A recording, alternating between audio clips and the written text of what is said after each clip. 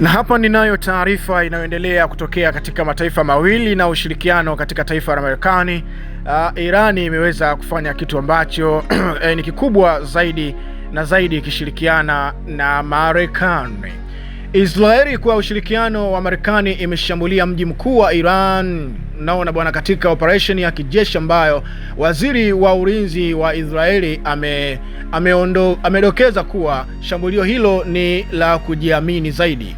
Kufuatia shambulio hilo la Israeli imetangaza hali ya hatari nchini humo, na kwa sasa ving'ora kuendelea kuwaka katika kila kona ya maeneo mbalimbali, yakihatarisha hatari na usalama wa wananchi kama tahadhari, kuwapa tahadhari.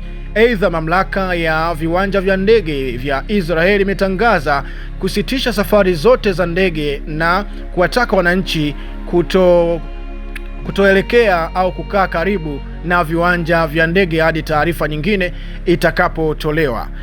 Sasa kile ambacho kinachoendelea katika hayo mataifa ni ushirikiano huu ambao wa kijeshi, na kitu ambacho kinachozidi kuongelewa zaidi na mataifa mengi duniani ni juu ya usalama na hali ya utulivu katika Umoja wa Kimataifa na mataifa yote ambayo yapo katika Umoja wa Mataifa. Sasa katika hiki ambacho kimetokea ama ilishambulio ambalo limeanza kufanyika katika nchi hizo na ushirikiano katika nchi hizo mbili, ni kitu gani ambacho tutarajie kutokea katika maelewano au ukaribu zaidi juu ya haya mataifa? Je, hizi vurugu zitaendelea au bado zitaendelea kushika kasi katika maeneo mbalimbali katika nchi hiyo ambayo tayari kwa hivi sasa kunaonekana kuna shambulio ambalo limeanza kutokea? Bana, hiyo ndio taarifa ambayo nimekusogezea kutoka huko.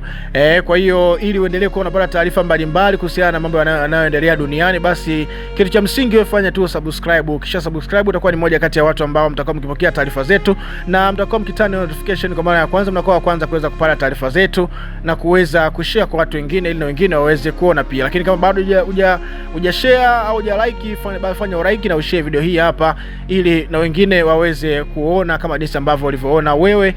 Ndugu msikilizaji, ndugu mtazamaji, asante sana kwa muda wako. Hadi wakati mwingine, wakati huu nikutakia wakati mwema. Bye bye.